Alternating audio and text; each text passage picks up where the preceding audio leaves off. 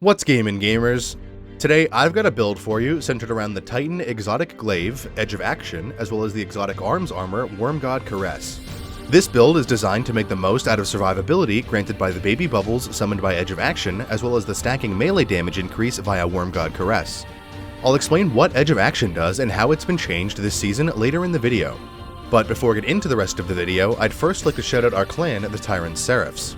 If you're looking for people to play any content in Destiny with, ranging from ritual playlist and seasonal activities all the way to raids and Grandmaster strikes, feel free to join the Discord server. We welcome anyone, no matter how new or seasoned you are, and all of us will teach encounters if you don't know something. If you're interested, hop into the Discord server and play some Destiny with us. The link is in the description. Additionally, if you'd like to watch me play games more often, come hang out with me on Twitch. I usually play Destiny or Overwatch over there, so if that interests you, the link for that is in the description as well. To get into the build, I'll first describe what the Wormgod Caress Exotic Arms Armor do in case you're not aware. Wormgod Caress has the exotic perk Burning Fists, which increases the amount of damage your melee attacks, glaive melee attacks, and your weapons deal after having gotten melee kills, glaive melee kills, or finishers. Burning Fists stacks up to 5 times and at its maximum of 5 stacks increases your outgoing melee damage by 275%, glaive melee damage by 200%, and weapon damage by 35%. As of the release of Season of the Wish, Wormgod Caress has been changed to be a meter increase instead of individual stacks of the Burning Fists buff.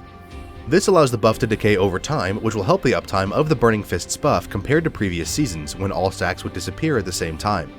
While you have Burning Fists, if you do not score a melee kill, glaive melee kill, or finisher within 2 seconds of your previous melee, glaive melee, or finisher kill, your Burning Fists buff will start to decay.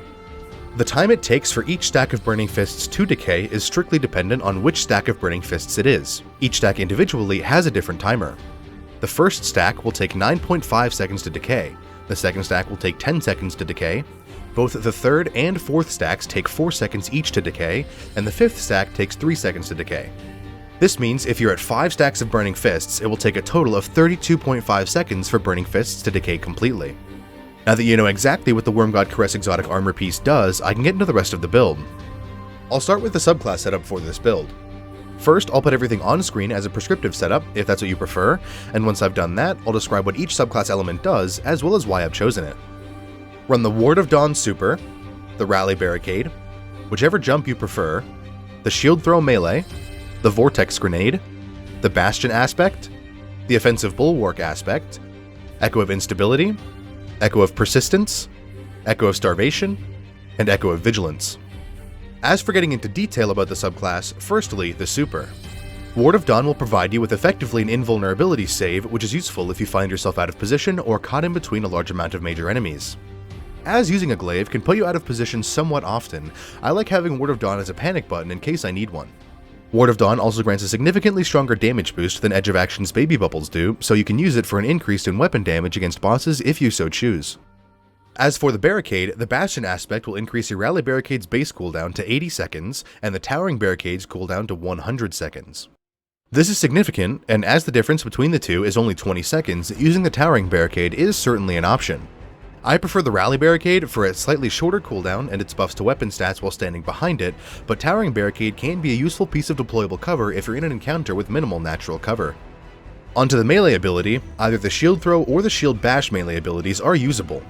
You can't use your melee ability while you have your glaive readied, so the melee ability is a fallback when your glaive is out of ammo or you're otherwise using your other weapons. As such, I prefer the Shield Throw melee as I'm generally playing a more ranged playstyle when my glaive is out of ammo.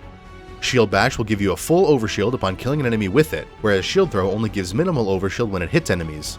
Thus, Shield Bash can be utilized extensively if you prefer playing up close with enemies even when your glaive is out of ammo. As Burning Fists grants an increase to your melee's damage, Shield Bash will be able to deal with higher health enemies more efficiently than it otherwise would. Lastly, for the grenade, I prefer to run the Vortex Grenade as it's a really good grenade for dealing damage to enemies. Vortex Grenade does have the longest cooldown of all the Void Grenades, but with the Offensive Bulwark aspect, your grenade will be granted a 400% increase to its base recharge rate while you have an overshield, so the cooldown is offset by this significant increase in recharge rate. If you prefer to use any of the other grenades, you're more than welcome to. The grenade choice for this build is simply personal preference. Onto the aspects, firstly, Bastion. Bastion will cause your barricades to grant you a 45 HP overshield upon casting, as well as regenerating this overshield at a rate of 10 HP per second while standing behind the barricade. As stated earlier, Bastion will increase the cooldown of your barricades significantly, but this isn't too significant a detriment as your overshield uptime will be fairly high with the baby bubbles summoned by the Edge of Action Glaive. The Bastion aspect simply gives you another option for an overshield if your Edge of Action is out of ammo or you need an overshield and your Edge of Action doesn't have a charged shot ready. The second aspect is Offensive Bulwark. Offensive Bulwark will grant you a 400% increase to your grenade ability's base recharge rate, a 100% boost to your unpowered melee attacks damage, and it causes your unpowered melee attacks to count as powered melee attacks for those mods and fragments that require powered melee attacks. Additionally, getting a melee kill while you have an overshield active will increase your overshield's duration by 6 seconds, but this unfortunately doesn't work with the Glaive melee. You have to get a kill with your normal powered or unpowered melee to be granted this increase to your overshield's duration. Now, onto the fragments. Firstly, Echo of Instability will cause your grenade final blows to grant your void weapons volatile rounds. This is simply a little bit of extra damage output and will help your Edge of Action to dispatch enemies slightly more effectively. The second fragment to run is Echo of Persistence. Echo of Persistence will increase the duration of void buffs applied to you. These buffs are Invisibility, Overshields, and Devour. Echo of Persistence effectively increases the duration of all void buffs by 40%. This means your Overshields and Devour will last 40% longer, increasing their effectiveness. Having Overshields and Devour last longer is helpful for ensuring you stay alive for longer, which can be more challenging in higher difficulty content. Third, Echo of Starvation will grant you the Devour buff upon the collection of any Orb of Power. If you already have Devour, when you collect an Orb of Power, Echo of Starvation will refresh it the same as if you had gotten a kill. Echo of Starvation granting Devour is incredibly helpful, as that will be your main source of survivability outside of the Overshields. While Devour is active, any kill you get will instantly grant you 100 health and an amount of grenade energy. Lastly, Echo of Vigilance will cause any final blow you get while at critical health to grant you an overshield for 5 seconds or 7.5 seconds with Echo of Persistence. This overshield is incredibly beneficial as a bailout utility if you find yourself at critical health. Enemies meleeing you or shotgunning you while you're up close to them can deal a significant amount of damage, and getting this overshield can be the difference between life and death in certain scenarios. Echo of Vigilance does have an intrinsic 8-second cooldown, meaning it can't activate more than once every 8 seconds. But theoretically, you've healed or have gotten to a better position in that time, so you shouldn't need Echo of Vigilance to proc more than once every 8 seconds. Now that the subclass has been detailed, I'll get into the armor setup for this build. I'll go over my recommendations for stat distribution first. After, I'll go over the armor's mod setup, putting a prescriptive setup on screen first, and then describing the setup in more detail. As for stat distribution, in the top 3 stat grouping of mobility, resilience, and recovery, spec into resilience first with recovery a distant second and ignore mobility altogether. Resilience will be the most important stat for this build as it directly dictates both the amount of health and shields you have as well as your overall damage resistance. At tier 10 resilience, you'll have a 30% resistance to incoming damage from all sources, making high resilience desirable. Furthermore, resilience is the Titan's class stat, meaning the higher your resilience is, the faster your barricade will recharge. As I've touched on before, the Bastion aspect does increase the cooldown of your barricade significantly, so having a high resilience stat is even more beneficial with this build as it will help offset the large increase to your barricade's base cooldown.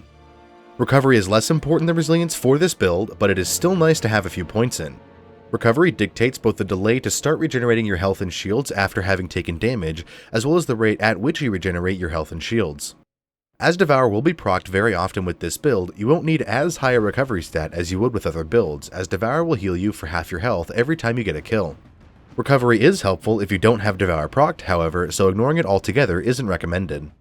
Lastly, for the top 3 stat grouping, mobility is entirely unnecessary to focus into for this build. Mobility controls your walking speed and your jump height, but doesn't affect sprint speed. As you'll be sprinting in between enemies more often than walking or jumping between them, you don't need mobility at all, and as such, it can be entirely ignored. For the bottom 3 stat grouping of Discipline, Intellect, and Strength, spec into Discipline firstly with your choice of either Intellect or Strength second. Discipline will be helpful for this build as it directly dictates the base cooldown of your grenade ability. As the Vortex Grenade has the longest base cooldown of all of the Void Grenades, having a higher Discipline stat will allow your Vortex Grenade to be off cooldown more often, letting you use it as an extra damage utility more often. Intellect is a very in-depth stat that I simply won't go over in full detail in this video. Simply put, Intellect governs the rate at which your super ability both passively and actively regenerates, with higher Intellect stat levels having faster passive and active regeneration. Intellect isn't too important for this build, as the Ward of Dawn super has a very short base cooldown and it's not used actively all too often. Lastly, for stats, Strength dictates the base cooldown of your melee ability. Strength also isn't too useful for this build, as you'll be using the Glaive's melee almost exclusively. However, having a higher strength stat will mean your melee ability is off cooldown more often, and that will grant you a secondary source of overshields if you find yourself needing one. My armor stat distribution has me at 31 mobility, 100 resilience, 41 recovery, 83 discipline, 32 intellect, and 74 strength. Now that I've detailed the armor's stat distribution, I can go over the armor's mod setup for this build. I'll first put everything on screen at once as a prescriptive setup if that's what you prefer. Once I've done that, I'll detail all of the armor's mods individually, describing what each of the mods do, as well as any alternative mod options should there be any. For the prescriptive armor mod setup, on your helmet run 2 harmonic siphon mods and 1 special ammo finder mod. On your arms run 2 bolstering detonation mods and 1 harmonic loader mod. On your chest piece run 1 harmonic reserves mod and 2 of whatever resistance mods you need for the content you'll be running. On your legs run 1 recuperation mod and 2 void weapon surge mods. Lastly, on your mark run 1 bomber mod, 1 reaper mod, and 1 time dilation mod. To describe the armor's mod setup in more detail, I'll start in the helmet's mods. The 2 harmonic siphon mods will summon a potent orb of power upon getting multi-kills with any void weapon. Unfortunately, for your edge of action glaive, this only works with its projectile shot, not its melee attack. However, as you'll be shooting enemies to grant yourself energy to be able to summon a baby bubble, this isn't really an issue for this build. Summoning orbs of power will be helpful for you to build your super actively, regenerate health via the recuperation mod, and grant your edge of action's projectile shot more damage via the void weapon surge mods. Next, the special ammo finder mod will effectively grant you a % chance to summon a special ammo brick upon defeating an enemy. Ammo finder mods work best with primary ammo weapons, and especially exotic primary ammo weapons, so the special ammo finder is mostly useful for when your edge of action is out of ammo and you're getting kills with your kinetic slot weapon. Onto the arms mods, firstly the 2 bolstering detonation mods. By default, 2 bolstering detonation mods together will grant you 17% of your class ability energy upon dealing damage with your grenade ability. As of the writing of this script, the rally barricade with the bastion aspect equipped is bugged and has a 1x multiplier for energy refunds. As this is currently the case, bolstering detonation will grant your class ability 17% of its energy upon dealing damage with your grenade. Unfortunately, I don't know what Rally Barricade's multiplier is supposed to be when it's not bugged, so I can't tell you what it is, however I can speculate. Towering Barricade's energy refund multiplier when combined with the Bastion aspect is 0.5 times, which means it's a safe assumption to make that Rally Barricade's energy refund multiplier would be around the 0.5 times mark as well. As such, especially currently, running 2 bolstering detonation mods is very helpful for the refund of your class ability's energy, which will increase your overall overshield uptime. Next, the harmonic loader by itself will grant your void weapons 10 points to their reload stat, as well as a 0.85x multiplier to their reload duration. This is simply a passive buff to your edge of action's reload speed, and your heavy ammo weapon's reload speed if you're running a void heavy weapon. Onto the chest pieces mods, firstly the resistance mods.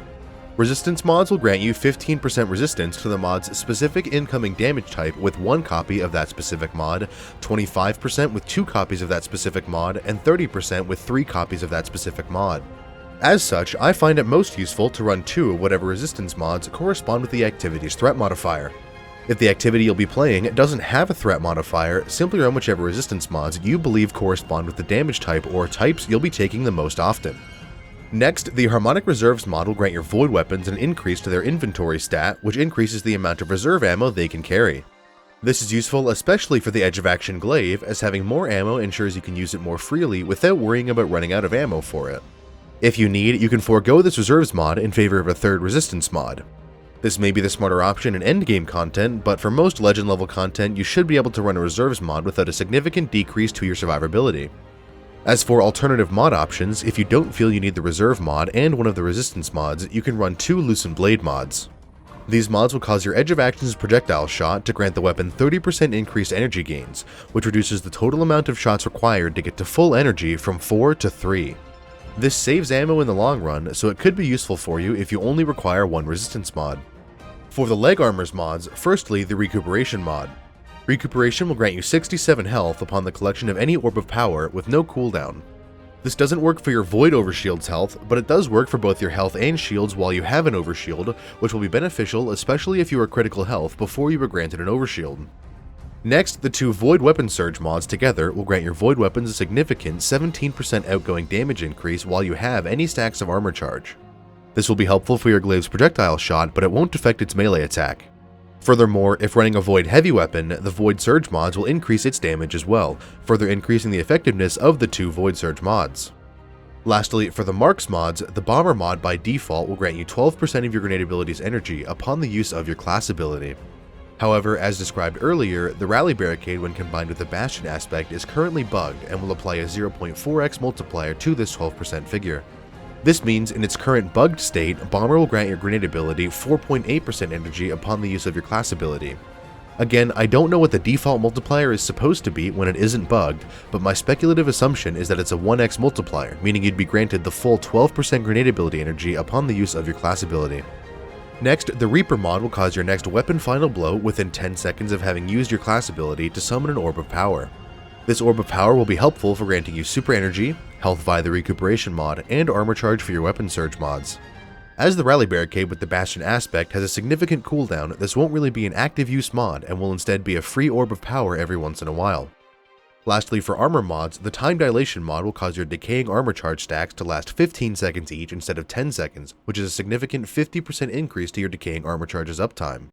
This will be helpful for your weapon surge mods, as this build won't be generating orbs of power all too often. Thus, having each orb of power be 50% more useful is a significant boost to this build's outgoing damage effectiveness. With the armor's setup now entirely detailed, it's time to get into some weapon and weapon perk recommendations for this build.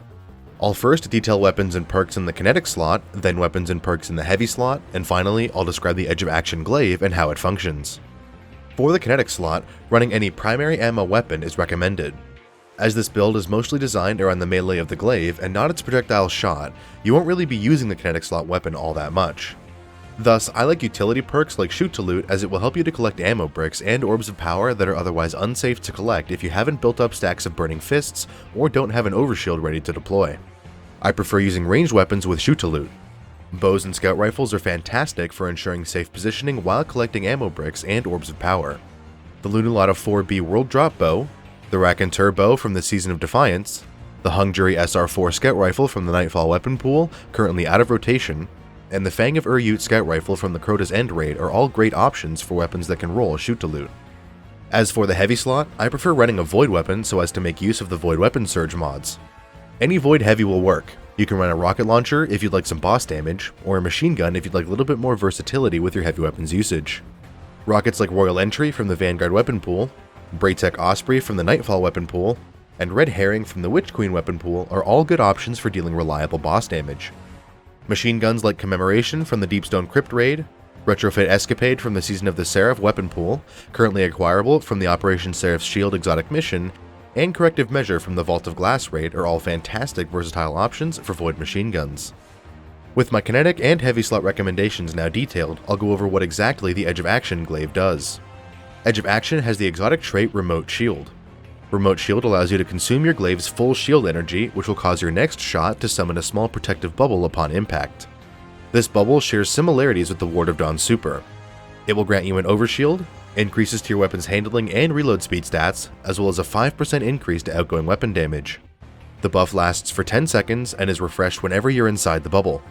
The bubble itself lasts 20 seconds after having been deployed and has a total of 2400 health. With the entire build now detailed, I'll get into some playstyle tips and tricks I have for use with this build. Firstly, summoning an Orb of Power at the beginning of an encounter is crucial to ensure you have a Devour chain going as long as possible. Devour is a key source of survivability for this build, so summon an Orb of Power as quickly as you can at the beginning of an encounter. I like to fully charge my Glaive's energy and then ready the bubble shot, that way if I ever am in need of a save, I can aim at the ground and instantly bubble myself for near invulnerability for a period of time. As this build is designed around utilizing the Glaive's melee as often as possible, only use the Glaive's projectile shot if you need to build up its energy fast or if you need to summon an Orb of Power to start a Devour chain. Other than that, use your Barricade whenever you need a quick overshield, use your Grenade whenever you need to deal a little bit of extra damage to a group of adds or a boss, and have fun killing every enemy within melee distance. And that's it for this video. Thanks for watching. Again, if you'd like to join our clan, the Tyrant Seraphs, the link to the Discord server is in the description. Additionally, if you'd like to watch me stream some games sometime, come hang out with me over on Twitch. The link for that is also in the description. If you have any questions or constructive criticisms, please leave them in the comments. I read all of them and reply to all that I can. Thank you again for watching, and have a great day!